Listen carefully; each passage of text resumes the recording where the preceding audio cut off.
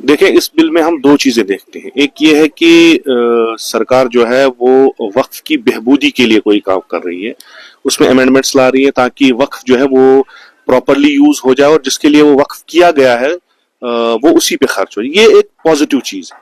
लेकिन जो अभी जो चल रहा है इसमें जो मुदाखलत की जा रही है वो दूसरी चीज है। यानी जो हमें लग रहा है वो ये है कि आहिस्ता आहिस्ता वक्फ जो है वो उनके हवाले किया जा रहा है जो उसके कोई स्टेक होल्डर्स नहीं है।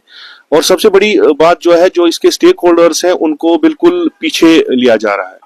और जो अभी सरकार कह रही है कि ये हमारी बिल जो है इसलिए है कि इससे बेहबूदी होगी, लेकिन यहाँ से जो वक्फ जो है, जो ये खुद भी कह रहे हैं कि ये एक रिलीजियस मैटर है, इसको सॉल्व तो वही करेंगे जिनके पास ये इल्म हो।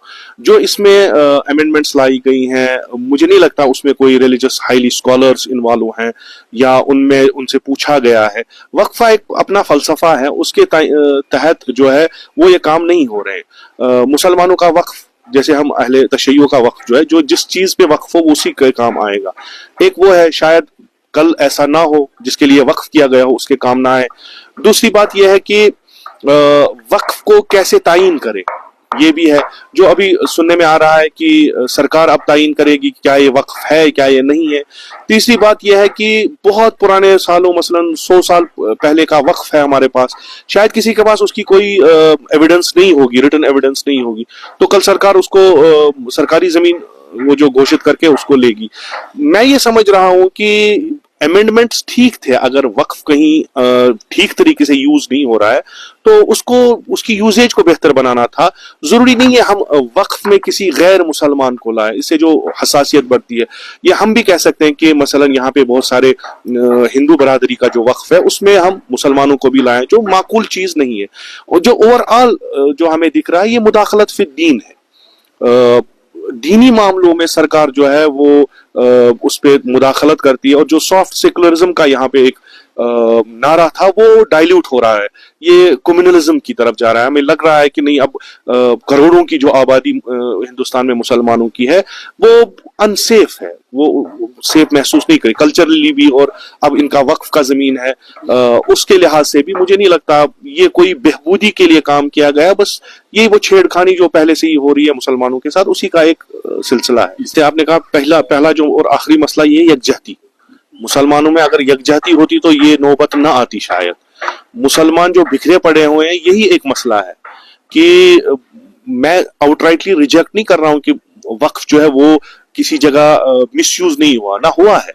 अगर मुसलमान जो ज़ुमा हैं, जो लीडर्स हैं, अगर ये मिल के इस उम्मत को आगे चलाते और इन चीजों को खुद देखते तो शायद हमारे में से कोई नहीं उठता जो सरकार के पास जाके ये दरखास्त लेके जाता कि जो है वक्फ जो है वो मिसयूज हो रहा है।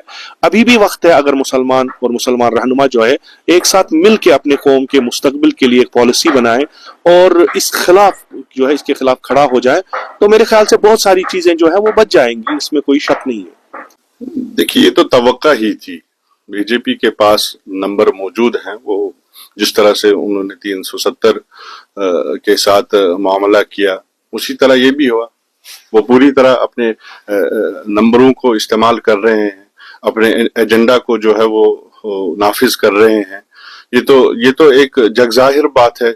मुसलमान, देखिए आप खुद, एक भी मैंडेट जो है मुसलमान को नहीं दिया गया बीजेपी पार्टी की तरफ से। कोई ऐसा फेस हमें बीजेपी में नहीं दिखाई देता कि जिससे हमें लगे कि बीजेपी जो है मुस्लिम एम्पावरमेंट की तरफ सीरियस है।